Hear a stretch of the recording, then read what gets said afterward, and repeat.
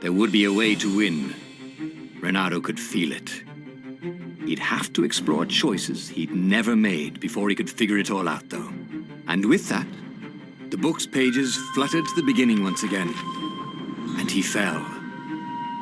The clouds parted over the Isles of Boreas. It was time to choose. The rebellion was in trouble. Ravens were scouting for the secret rebel base. They needed a game changer. Pieces of the Sky Ripper had surfaced. Or so a scholar in the mountains had told him. Surely the weapon that banished the lost gods could defeat the Emperor. Also, a temple had risen out of empty desert. The Iblis stone was hidden there. It was a dangerous artifact.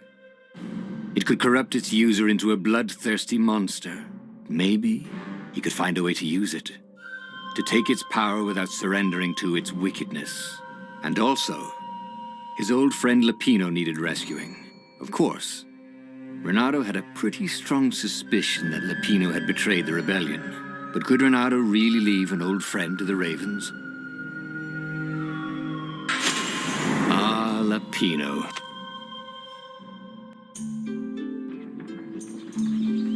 Lapino had apparently managed to confuse the judge by arguing that he hadn't actually stolen a winged horse. He'd only sold it. But wait, where was the prison? The village was empty. Had everybody fled the Ravens?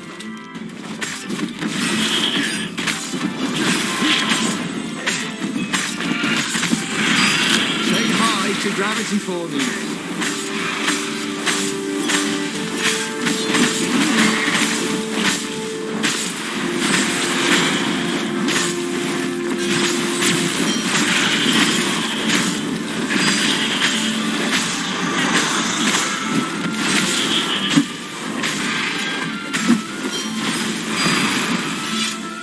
Ravens had taken the town. Renato had seen villages emptied like this. All the people taken away to be sacrificed in the Emperor's secret rituals. Renato hoped the people were just hiding.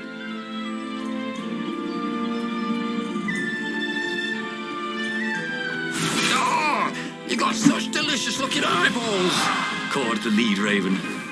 Thank you, I think, said Renato. He never heard him polite.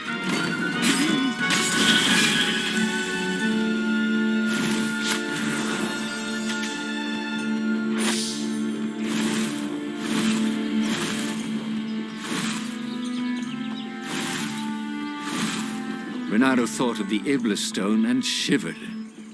He had no business messing with ancient, cruel artifacts. What he needed was his friends around him. Clear eyes, full hearts, can't lose.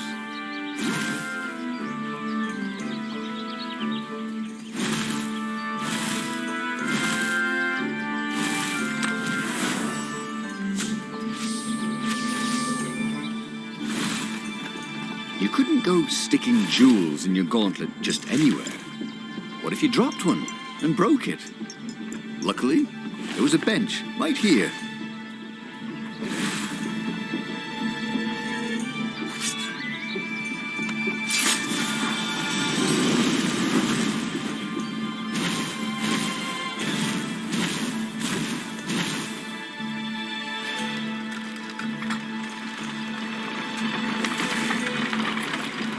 What was really fun was hooking yourself onto a moving ship.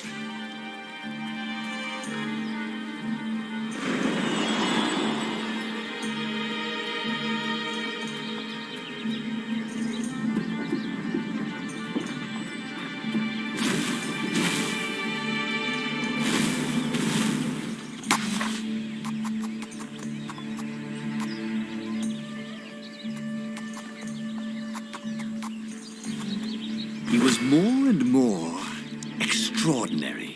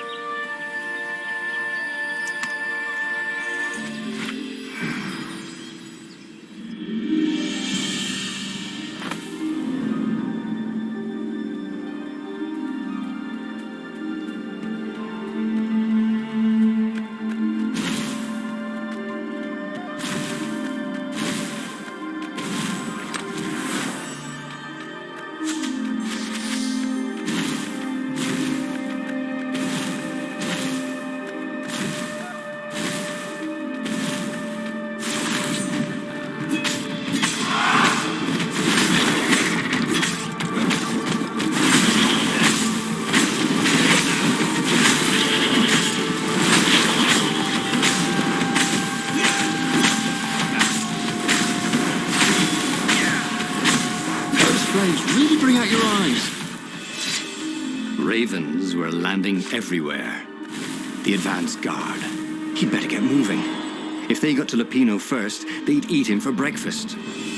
Or a snack. Ravens weren't picky. If they got hungry, they sometimes forgot to interrogate their prisoners. Even top spies like Lupino. Well, unless he really was a traitor, obviously. Then they'd probably pin a medal on his chest.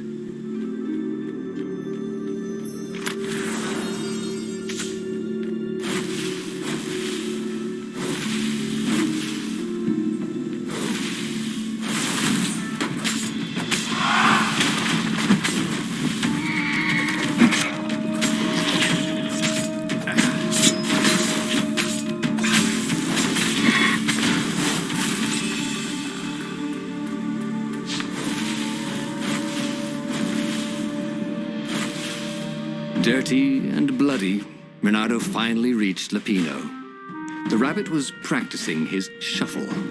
Renato recognized the cards. It was Lupino's favorite deck. Oh, I thought you were in danger. I am. The ravens are coming. Oh, the prison thing. Right, yeah, we see this guard owed me 53 ducats, so we made a deal. They're very reasonable people, actually, for weasels. Now, I got a brilliant plan to kidnap Zenobia. We capture Zenobia, we find out what she knows. And that's the whole war right there. Easy peasy, lemon squeezy. Capture the Emperor's greatest general, who happened to also be a deadly sorcerer, and, oh, his only daughter? That would be worth it. And it would be nice to see her. He'd always had a soft spot for her. And he felt sure she had one for him. On the other hand, he could still get to the core of the Sky Ripper, even if he couldn't get the whole thing. It must have great power.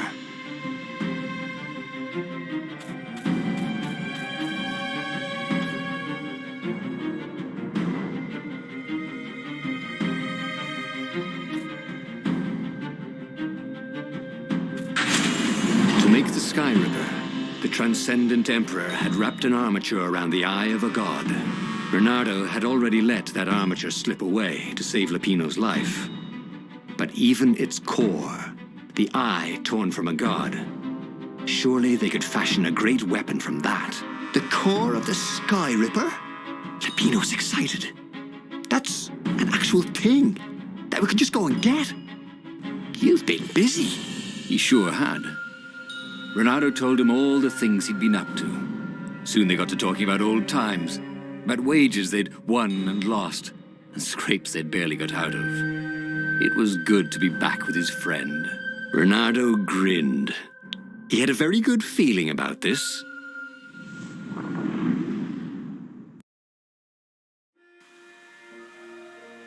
It's beautiful here, thought Bernardo. It was nice to be back with his old war buddy.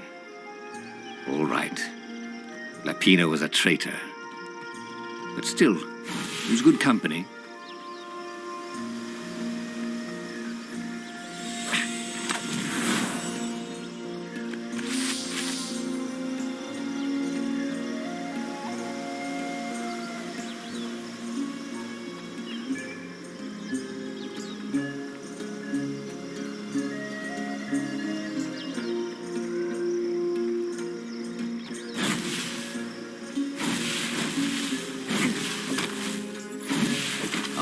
Zenobia. Now that he knew she still loved him, he wanted to go back to her. But that hadn't worked out, had it? Maybe it was time to find the core of the Sky Ripper.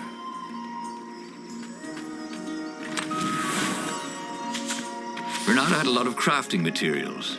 Now all he needed was a crafting bench.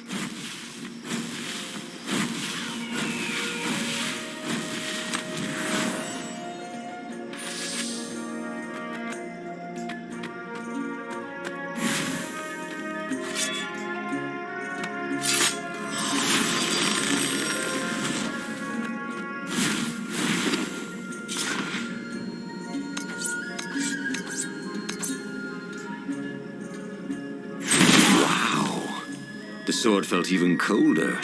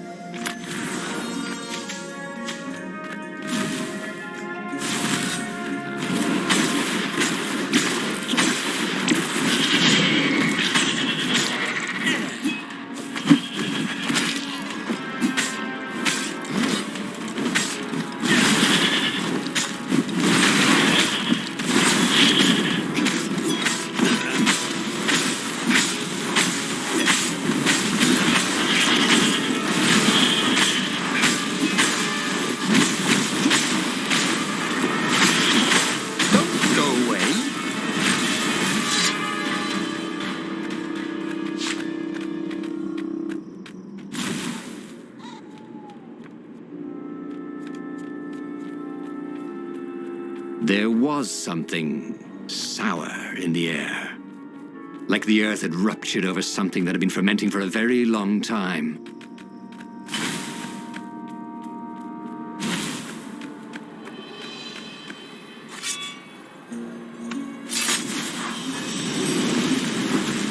What's behind? Door number 2. You almost never saw wild gogglers together like this. The toads had to train them not to peck each other to death. So these had to be imperial gogglers. That meant ravens were up ahead.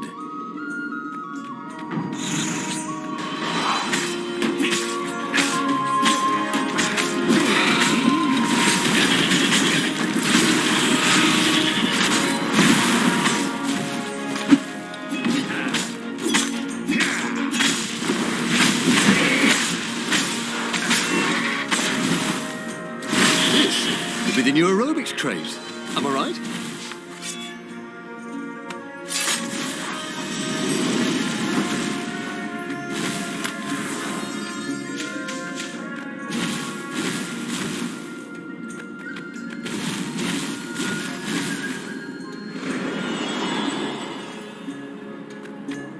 Renato felt wrong all over. He could feel an almost palpable sickness in the air. And if the land could have tumors, they would look like these monstrous crystals. The forest was quieter than it had been. There were insects, but few birds, if you didn't count the ravens. Renato smelled sick animals and dying ones. No healthy ones. I'm getting a bad feeling about this. Renato thought. Maybe Lapina was right. Maybe he should have kidnapped Zenobia instead of coming here.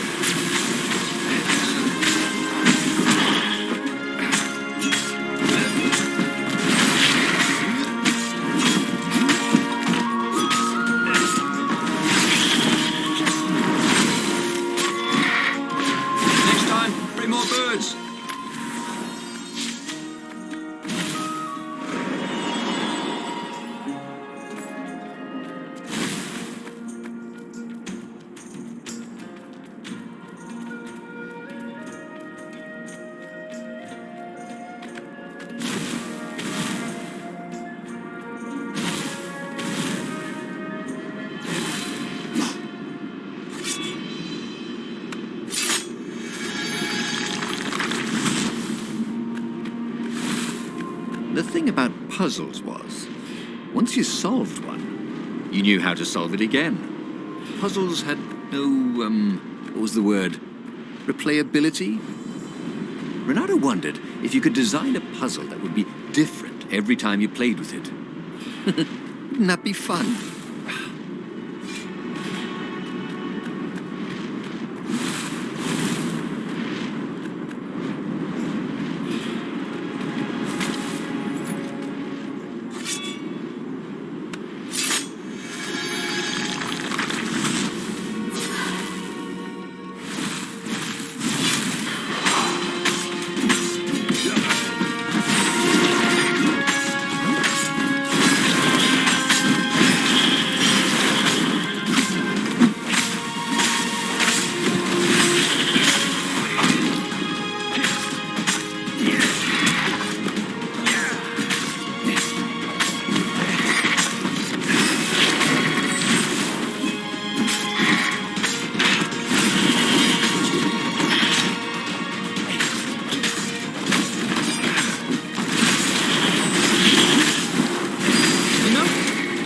Smell any better when you're dead.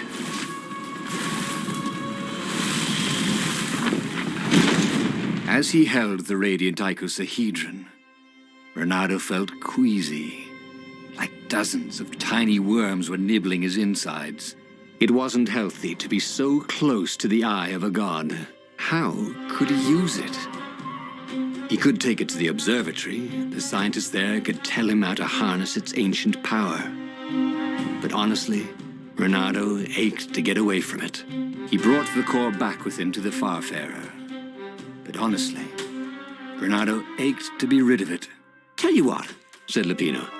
"I'll take it to the observatory. You attack the Imperial outpost." The Imperial outpost was a vital communications node. Taking it could shatter the Empire's ability to coordinate.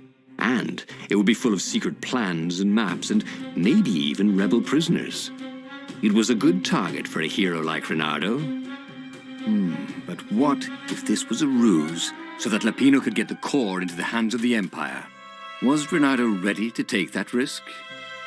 Maybe it was better if he brought the core to the scientists himself. Lapino was a touchy rabbit. Reynardo knew that. You're brave, I know, Reynardo said. But this is what I was hired to do. Oh, well, at least let me run ahead and warn them you're coming. Reynardo wondered if Lapino was up to no good. What if the rabbit warned the Empire instead? Oh, but Lapino wouldn't betray him like that. Not again. Before it'd been a fluke, right? They finished the trip to the Nexus in silence.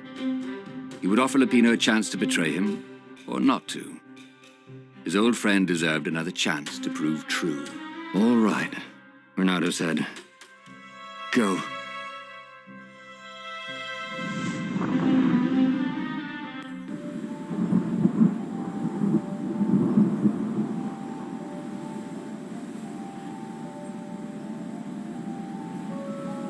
As Reynardo watched Lapino vanish on the horizon, he could feel nausea building in him.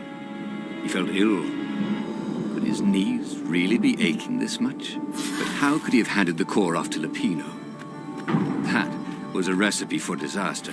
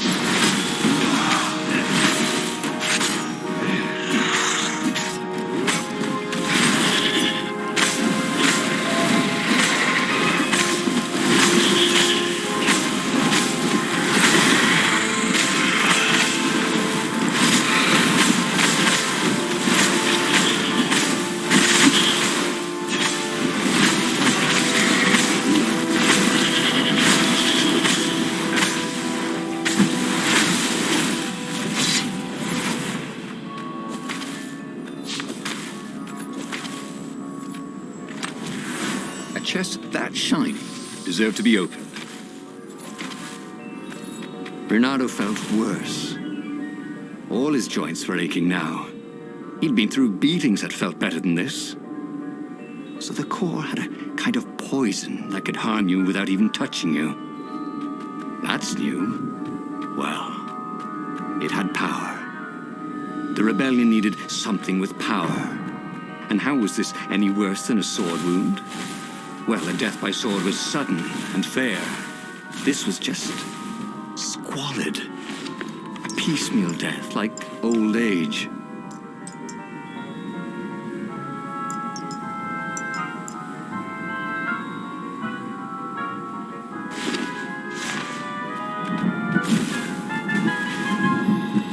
There was an inscription on the platform. Balaleka lessons, with an address.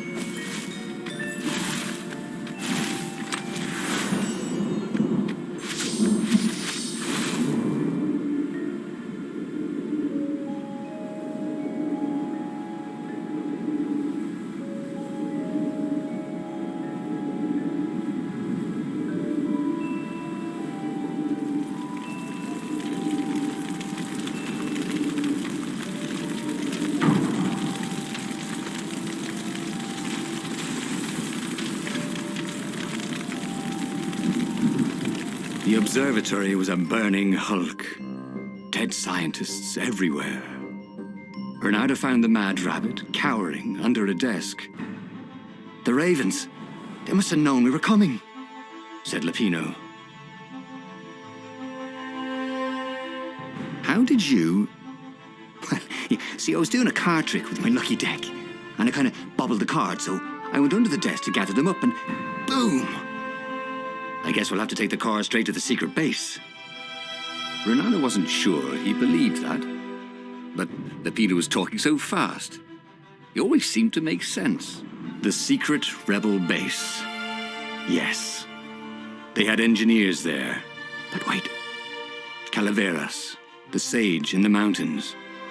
Maybe he would know what to do with the naked core. Ah, yes. The secret base. Not even Lupino knew where it was. They had engineers there. Those toads would surely know what to do with the core's power, and then he'd be free of it. But he couldn't take Lupino. The core would work its evil on him too. "You stay here. Give me the coordinates. I'll meet you there." Lupino seemed awfully anxious to have the coordinates of the secret rebel base.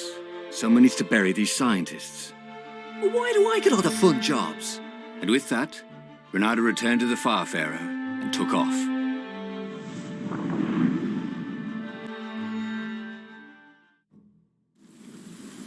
The ruins were quiet, but Renato could hear a buzzing in his ears.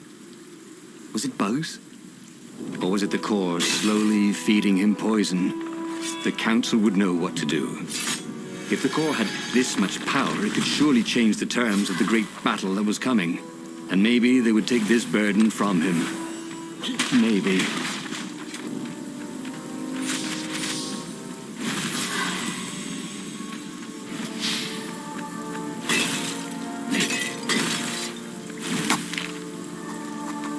This was way better than being able to shrink down to the size of an ant. What was that all about, anyway?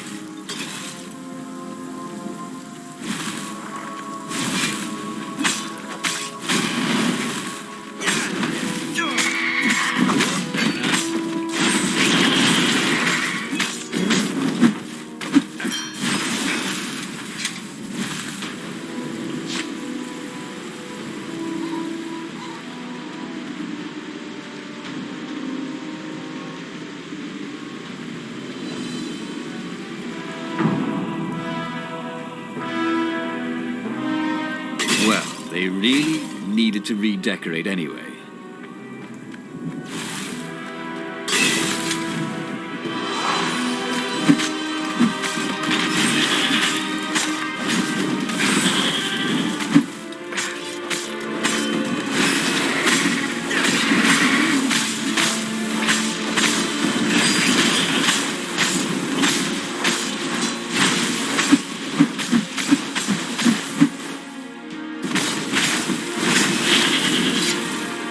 Renato had left Lupino behind because the core was poison.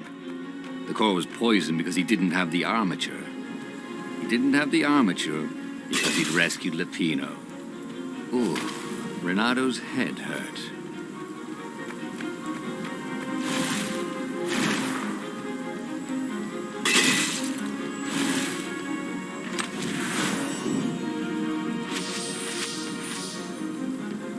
How had it come to this?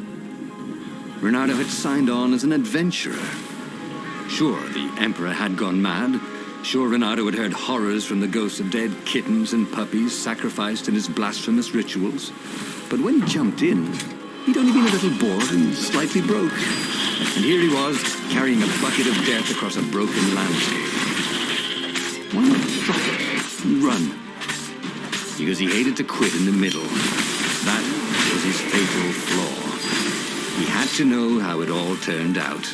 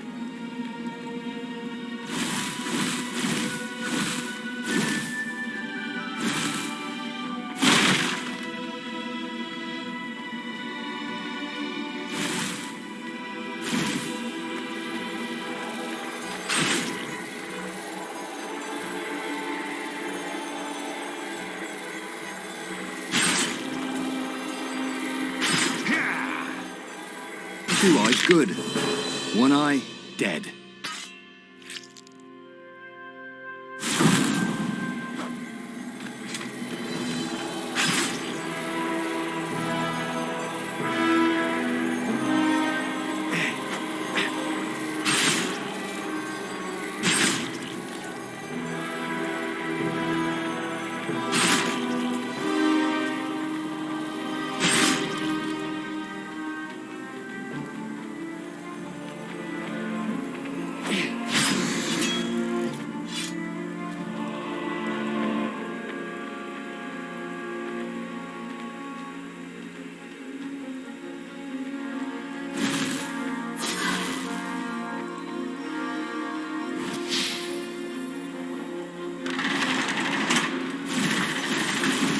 Long stairs.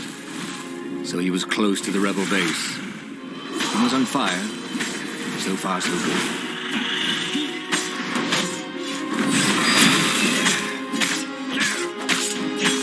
He needed some way to break the ice with this wall, so to speak.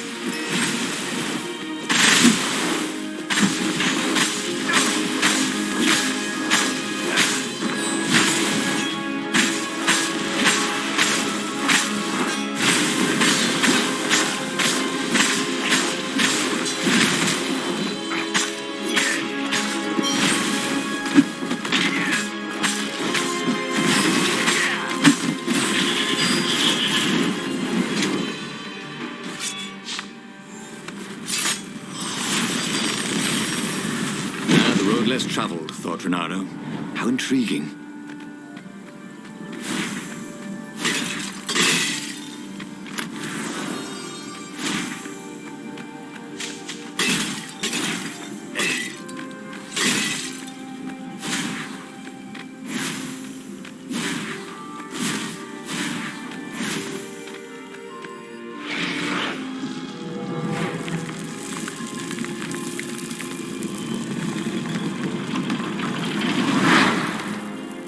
He dropped the core at the entrance to the council chambers. Get that thing out of here! Croaked the speaker. It's making us sick! That's the core of the Sky Ripper, said Renato. That's not useless at all, said an engineer toad. It's poisonous. Look at the fox. He's ill. Probably dying. Yeah, not useless at all, said Renato. So what do I do? Rub it on His Majesty? The engineer chuckled. Renato didn't like it when engineers chuckled. Oh, I got it. Listen, I can make a bomb and spread bits of the core all over a circle about 100 paces wide. Little chunks of poison and death. All you have to do is just get it near the Emperor. You'll kill him and his bodyguard and chop off the head of the fleet. Yeah, and if we're lucky, might poison some of the ravens around there as well. What about me? Right, what about you? What? I'll build in a timer. You can set it and run. No, that's a horrible idea, said Renato. All we have to do is something, yes? Said the speaker. This is something. Renato couldn't argue with that. And so, reluctantly, Renato loaded the rigged core onto the Farfarer and set sail towards the Emperor's ship. The rebels took the fight to the Imperial fleet, but Renato was too sick to enjoy the view. He must have passed out as a firm hand grabbed him and shoved him forward. This was it.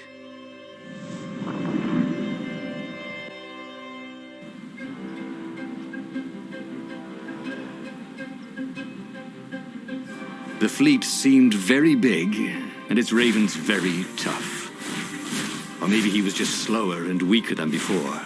He hated the idea of poisoning the enemy. It wasn't fair. Face to face with a raven, let the best swordsman survive. But they wouldn't even know what was killing them.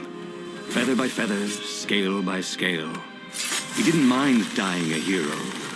That sometimes went with being a hero. But he didn't feel at all like a hero. Not today.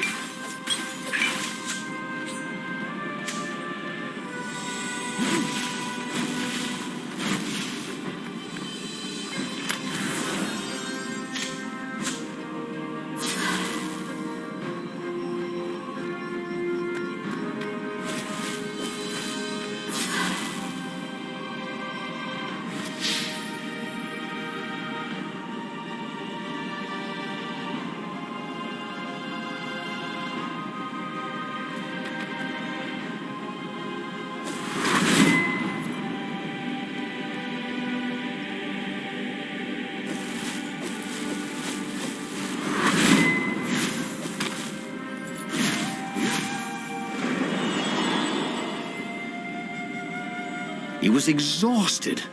He was making stupid mistakes. His fur was coming off in bunches. Up ahead, he could see the Emperor's ship, long and sleek, a floating palace. The bomb would only poison a circle 100 paces wide. He would get as close as he could, set it, and run. This was a lousy way to win a rebellion, he thought. He didn't want to meddle for this. He just wanted to be forgotten.